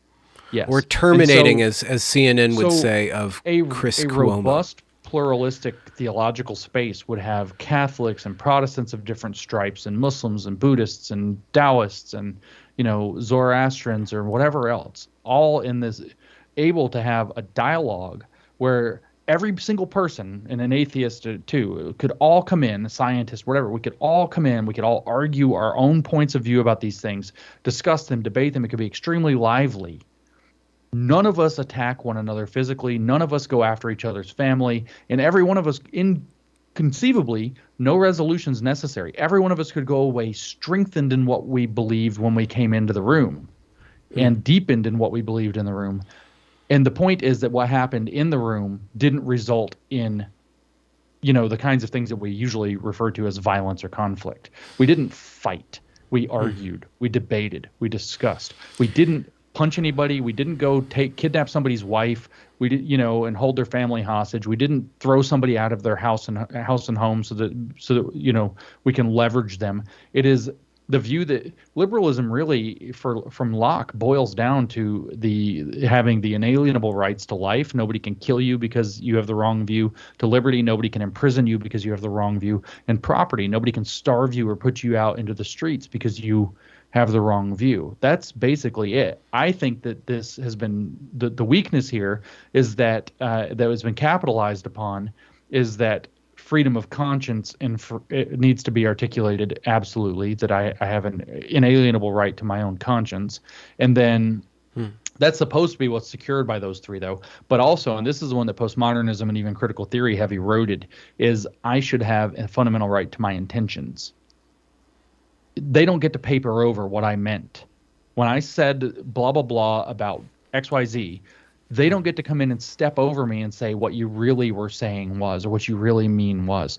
I don't get to have my intentions papered over by other people. And so this comes down to what, the postmodernists were saying, that the death of the author, that there's no only the hearer gets to decide. If I write a book and I intend, whatever it happens to be, and you read the book to mean something completely different, then you are more authoritative than I am. So authorial intent becomes irrelevant. And that is a big, big problem, because what it does is it takes away your ability to be intelligible to yourself and to others in your intentions. And I'm not articulating that right yet, 'cause this is national. If you take that too far, I mean, if you go against that too far, then you give up like the poetic enterprise or the comedic enterprise of saying more than one thing or not meaning what you say, of not even having a meaning. Like of course. I said, this is very new, but there's something here. There's something here. There's something to where a critical theorist, if I say something, they don't have any right to come in and say, well, what you said is actually white supremacy because. Yeah, No, yeah, they can actually apply not. a very cynical interpretive lens to everything. One, they're just being assholes. They don't have any Correct. sense of humor, and then they're not even playing towards ambiguity. So they're ruining everything that I want to preserve and kind of trying to say that Right. there's. As you know, I love the wordplay, and when you asked me if I wanted to plug anything, I had to resist very vigorously making some wordplay at that moment. The more vigorously you resist, the more we love you, James. Vigorously resist plugging. Yes. Yeah, yeah. We should wrap it up so you guys can have dinner and or whatever you do for your nightcap. Thank you so much for coming back on, James. Always a Yeah, pleasure. dude. This was great. This was great. But I guess we, in light of the critical theorists now, we have to call you Benjamin. Benjamin. Yeah, Arthur. Yeah, you can call me Arthur Benjamin. Arthur is my middle name, so that's close to Walter Benjamin. Yeah, Benjamin. Otto Benjamin. Yeah, that's you. What would be your? We should come up with, like, instead of a porn name, your critical theorist name. What would be your critical theorist? We have to come up with some sort of like weird BuzzFeed thing where you say you pick the color of your underwear. Lames Genzy. It's obviously Lames Genzy. You're anything but.